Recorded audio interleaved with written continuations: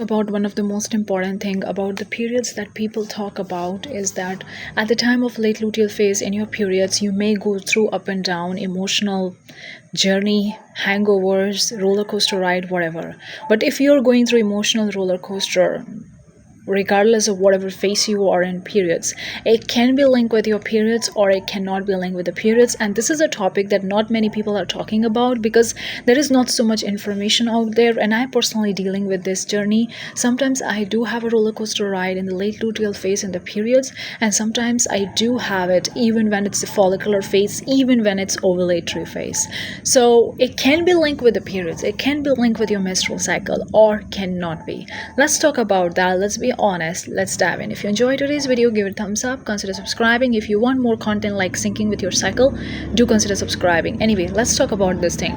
Well, emotional roller coaster ride, up and down journey is totally normal, and sometimes it can be linked with your menstrual cycle based on your hormones, based on whichever phase you are in, based on whatever you're going through personally in your life. And we all going through some shit or the other.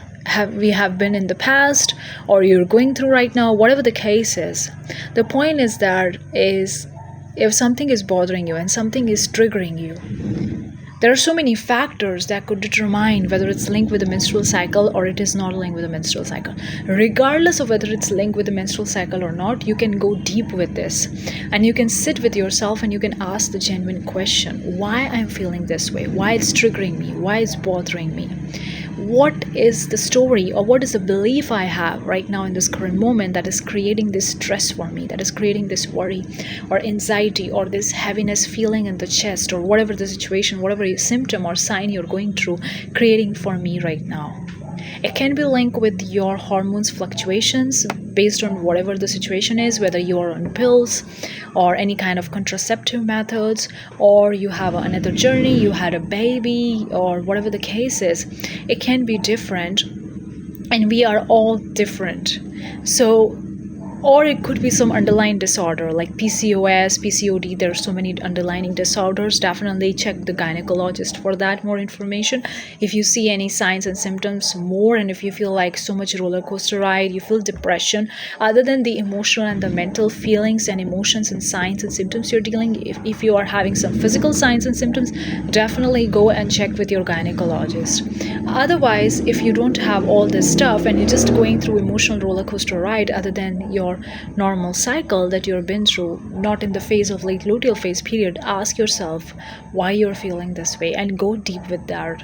Of course, in the late luteal phase and periods, the hormones are low, so definitely you will be feeling this way, but not sure 100% that everyone will going to feel. Sometimes you feel it, sometimes you don't feel it. Everybody is different, every cycle is different, every month is different, so it's gonna be different. But whatever the case is, sit with this feeling and you can meditate with this, and you can check on your cycle and see the patterns in your previous cycle if you have a history regarding this. Or you can actually record your signs and symptoms in the Flow app. I use the Flow app for my menstrual cycle. I'm not sponsored to talk about it, I'm just talking about it because I've been using Flow app for 5 or 6 years so far. I think it's been more than 5 or 6 years. It's been 8 or 9 years. So I definitely recommend this app if you want app for recording or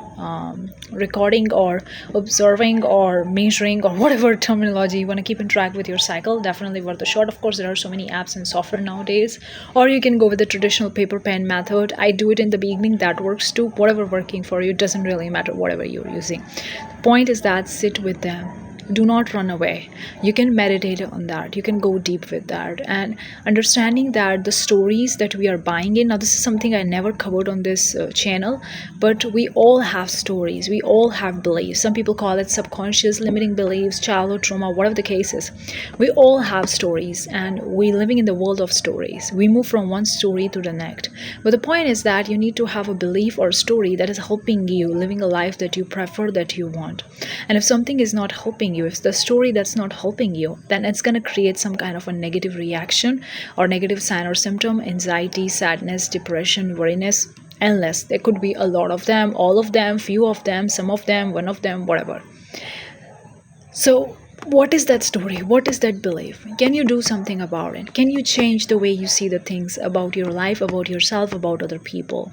Can you give it a different meaning? And how you can help yourself? Of course, you can take the help of the psychotherapy sessions, whatever is helping you, therapist or whatever it is.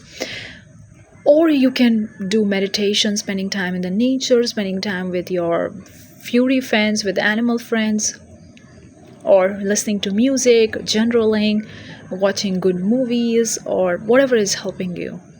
It's important for you to check in with yourself every day, regardless of whichever phase of the cycle you are in.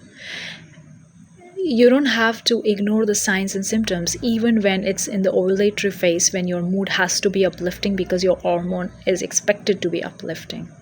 You shouldn't be ignoring them. You should be sitting with them and seeing for what it is and addressing them one by one. And if you don't know, take the help. Take the gynecologist help, take the help of the therapist, whatever. But ask for help. Take the help.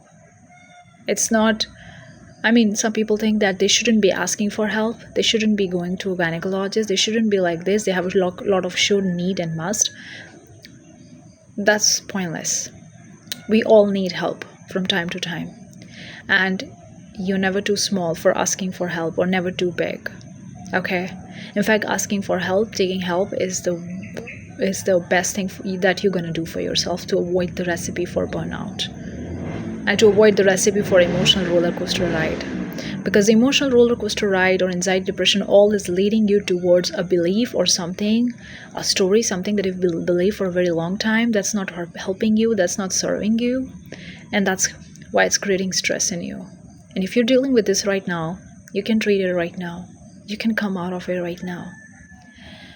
Let me know in the comment section below your stories, your experience with this, dealing with emotional roller coaster ride outside of your late luteal phase and period phase, and how you have been dealing with and how it's been for you. Let's talk. Let's engage in the comment section below. Thank you so much. I'll see you next one. Bye bye.